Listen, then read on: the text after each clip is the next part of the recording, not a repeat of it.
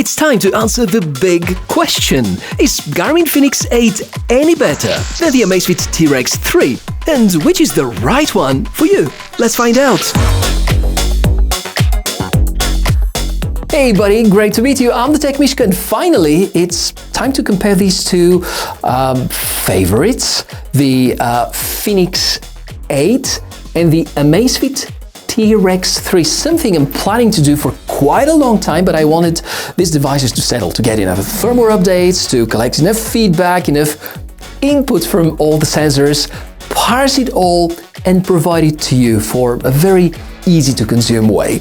Now, I'm about to make this as fair as possible because I'm picking on purpose the 47mm edition with AMOLED from the Fenix 8, which is the closest that comes in terms of hardware size and specifications to the T-Rex 3.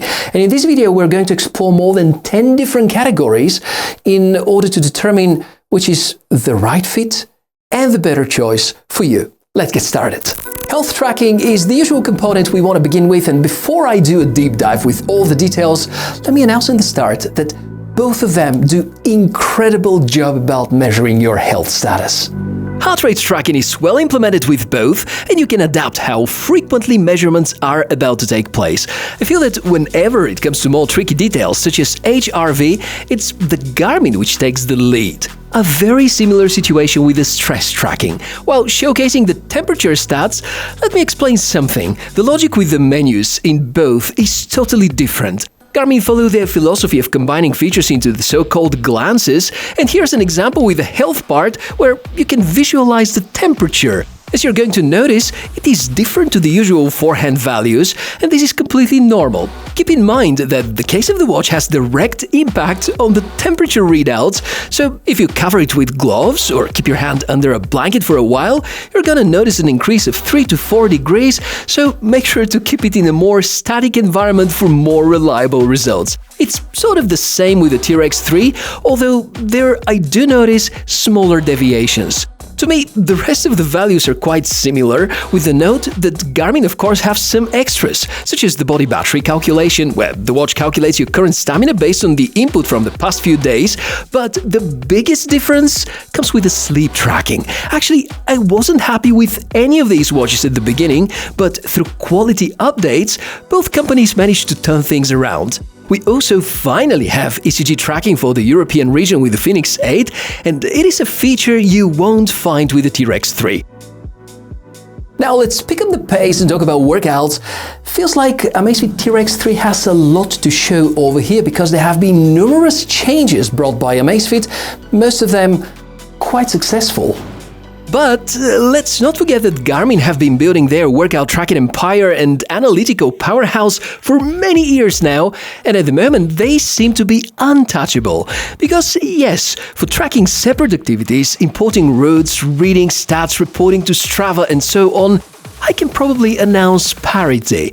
But there are so many tiny bits that the Fenix 8 is going to start feeding you with over time, and you're not going to notice it right away, and that's mind-blowing.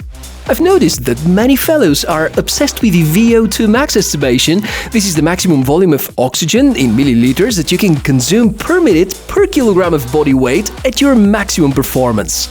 Well, I'm not sure how accurate it actually is, but it's definitely catchy. There also are another few very typical and popular stats brought in Garmin Connect, and I can only express my admirations about the amount of details you're going to find based on wearing the Fenix for prolonged periods of time.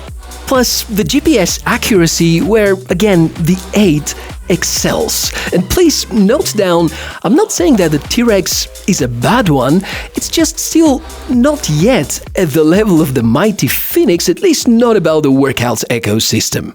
The design and the build quality could be a good opportunity for Amazfit to show some muscles. After merging with Zepp, the company has vastly improved the design and the build quality throughout the entire portfolio. And T-Rex 3 is something like the culmination when it comes to aggressive-looking smartwatch with no corners cut.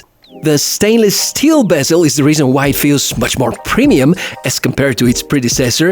It has passed multiple military-grade certifications and has a display covered by Gorilla Glass. So not indestructible, but getting closer to where the Fenix line is settled. Garmin do have some more tricks here. Depending on how much money you're ready to spend, you may go for a similar materials pack or opt for the more premium combo of sapphire crystal and the trendy lately titanium material. Because of this very reason, and also the way the straps are being installed and probably the conductive buttons, meaning that no penetration through the case is done, thus greater water resistance, I think it makes it clear why Fenix 8 wins in this round again. When it comes to the technical specifications of both, you're gonna notice how some strengths can swing towards either of them. As stated, built with very different philosophy, and this is actually good for us, the consumers, means competition.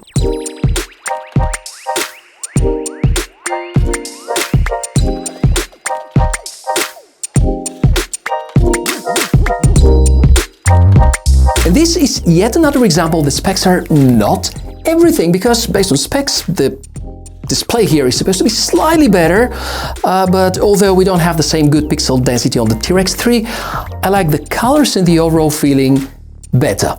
Now, putting this aside, there are a few hardware advantages brought by the Fenix 8. For example, it supports ANT+, which is extremely important about detecting some third-party health tracking sensors.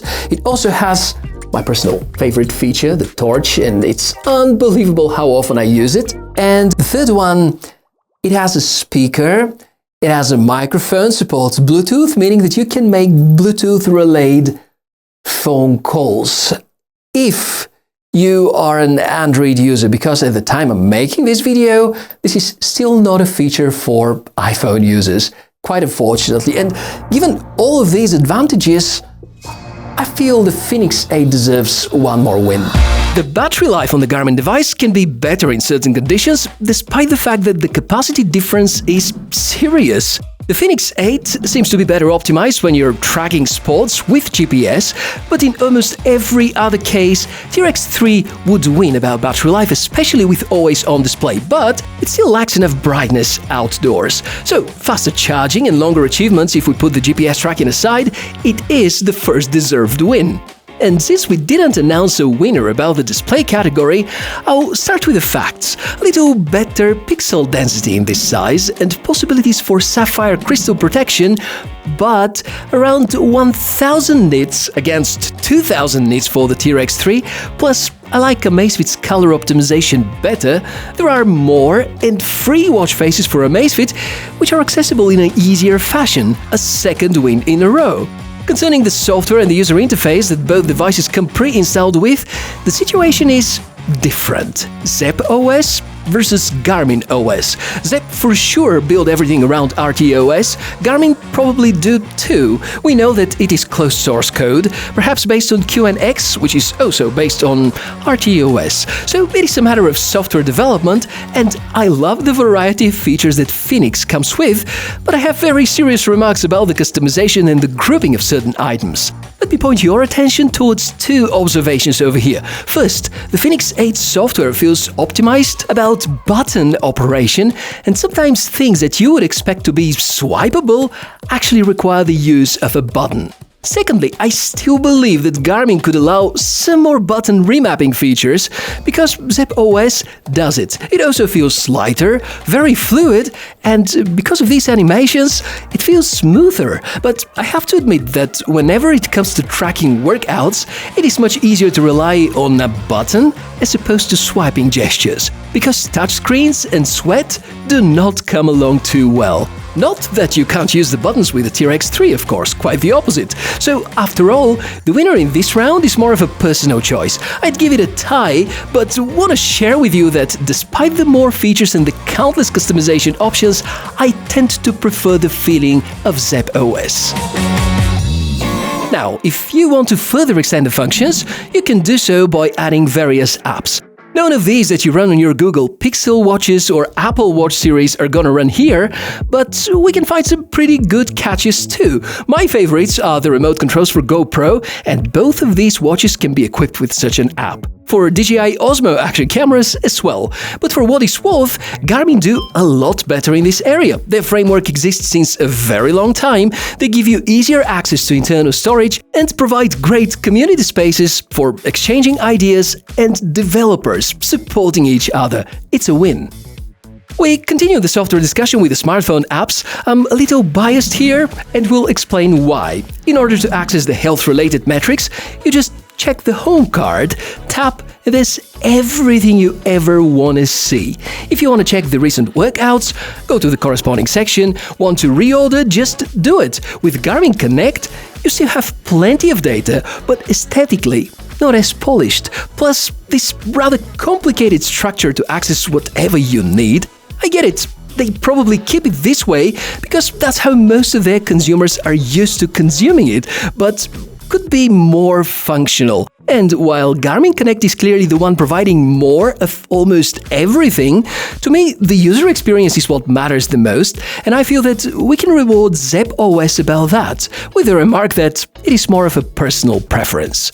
There are two more categories I want to touch base on, price being the first to come. About this one, let's say that the Fenix 8 is in no way 2.5 times better than the T-Rex 3. I also want to talk about accessories, because there's a wider variety offered by Garmin. Most of them are not essential, but they feel like made of great quality, especially when it comes to the straps. And I can assure you that buying an original strap is a smart idea, because the cheaper comparable ones seem to not be that reliable. Trust me, you don't want to lose your precious Garmin because of a cheap strap. Bottom line, both of them are absolutely fantastic smartwatches. The Fenix 8 wins about being slightly better about health, especially about sports tracking, has slightly longer battery life when it comes to combination with GPS, probably the slightly better overall build quality, and tends to receive better quality firmware updates. On the other hand, the battery life and the display overall feeling are better with the Amazfit T-Rex, and the price is significantly more attractive than what you get with the Fenix 8. And I've said it already throughout the video, the Fenix 8 is in no way 2.5 times better than the T-Rex, meaning that Amazfit have probably manufactured the best value, sporty, rugged smartwatch of 2025, which happens to very adequately challenge what Garmin have through their Fenix 8 line.